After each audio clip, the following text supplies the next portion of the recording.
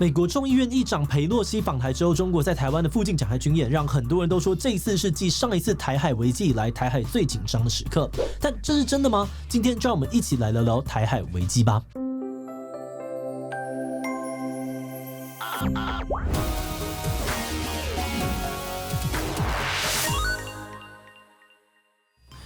Hello， 大家好，我是志奇。最近裴洛西访台之后的中共军演，让很多人认为这可能会是第4次台海危机的开端。但到底什么是台海危机呢？那大家如果听过古巴危机的话，应该可以了解到，这种以危机结尾的事件，通常都是在指那种局势真的非常紧张，紧张到快要打起来了，但幸好最后没有酿成全面战争的那种事件。那在台湾海峡两岸曾经这么紧张的时刻，被国际公认过有3次。第一次呢是1954年的93炮战，而第二次呢是1958年的823炮战，第3次就是今天主要会介绍到的1996年飞弹危机。大家如果跟我一样是1990年代左右出生的话，小时候应该会有一个印象，就是动不动就会听到中国飞弹又对准台湾了的说法。而对台湾人民来说，这样的恐惧其实就起源于1996那次的飞弹危机。而今天这一集，我们就是要透过离我们最近的第3次台海危机来介绍，是怎么样的状况会引起台海危机，而台海危机会怎么样落幕，以及发生这种超紧张时刻，我们该怎么应对。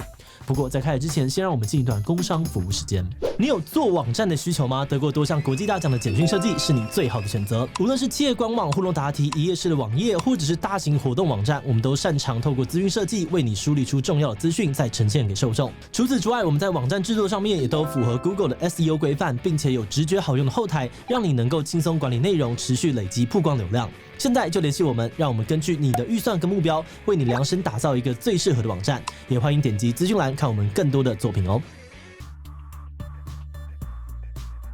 或许有些人知道，上一次的台海危机跟当时中华民国的总统李登辉访美演讲，以及1996年刚好要举办第1次的总统直选有关。但大家比较不知道的，可能是上一次的台海危机会爆发，其实跟美国国会的关系非常密切。这是因为当时李登辉有办法赴美演讲，实际上呢，就是美国国会在背后大力支持才成功的。但李登辉赴美演讲这件事情呢，就让中共认为这是美国跟李登辉一起在搞台独，因此中共也决定要向台湾展开一连串的报复行动，而这是当年台海危机的开端。不过这边又有一个有点有趣的冷知识是，如果要说谁是全世界最难出国的人，中华民国的总统应该可以名列前茅。中华民国的总统想去美国到底有多难呢？外交处境有多艰难，想去美国的难度可能就会稍微再更难一点点。因为背负着中华民国总统的身份，基本上不太有办法去参访没有邦交的国家。然后你知道的，跟中华民国有邦交的国家非常少，所以没有邦交的国家基本上总统是不能够去的，都会给对方造成一些困扰。去了阿共会生气，不像呢我们这些阿猫阿狗想要去日本啊或是美国溜达都很自由。那以美国来说，当他们跟中共建交之后，双方就签了3个公报，主要就是在说美国承认中共政府是中国的唯一合法政府，也不支持台湾独立。所以基本上呢，美国是不可能接受中华民国总统访问美国的，因为这等于是美国承认有中华民国总统这个人存在。但既然如此，为什么李登辉有办法在1995年的时候回他的母校，也就是美国的康奈尔大学演讲呢？而这边的关键呢，就是美国国会1995年美国众议院对，就是裴洛西在的那个众议院，要求当时的美国总统克林顿同意让李登辉到美国参加他母校的校友会。而各家媒体们呢，也一直向美国政府施加压力，像是华盛顿邮报啊、纽约时报、芝加哥论坛报等等呢，都积极的鼓吹李登辉以私人身份访美。另外呢，美国的民众都知道中共在人权上面的表现不佳，相反的台湾却自由、民主又繁荣。因此在强大的舆论压力之下，克林顿想说，如果一直拒绝李登辉访美，好像会被认为是欺善怕恶。而且头一年，美国众议院跟参议院呢，还分别以396比0跟97比1的压倒性票数通过了建议案，强烈的要求国务院改变对台政策，让李登辉访美。而最后，美国国务院发言人终于宣布说，同意让李登辉以私人名义前往母校康奈尔大学参加校庆活动。但同时，美国助理国务卿呢，也有向中共喊话，李登辉访美不具有任何官方色彩，只是一趟私人行程，希望中共可以理解。只不过，当李登辉真的在美国落地，还在他的这个母校演讲，大谈台湾经验之后，就让中共爆炸了。对中共来说，克林顿政府出尔反尔，原本不让李登辉访美，但最后又放行，再加上卖 F-16战机给台湾的举动，都让中共怀疑美国可能想要违背他们之间一个中国的承诺，因此他们决定要向台湾以及国际展示他们对于一个中国绝不退让的决心，同时发动文攻以及武吓来威胁台湾。中共先以各家官媒的社论来指控李登辉是破坏两岸关系的罪人，接着又在台湾的高雄港还有基隆港附近进行4枚导弹的发射训练，而另外他们也在厦门附近进行海空实弹演习，并在台湾海峡北部举行大规模的陆海空联合演习。对他们来说呢，这当然是非常直接的威胁跟挑衅，而对国际来说，中国的行为也表明了他们有发动战争的意愿跟能力。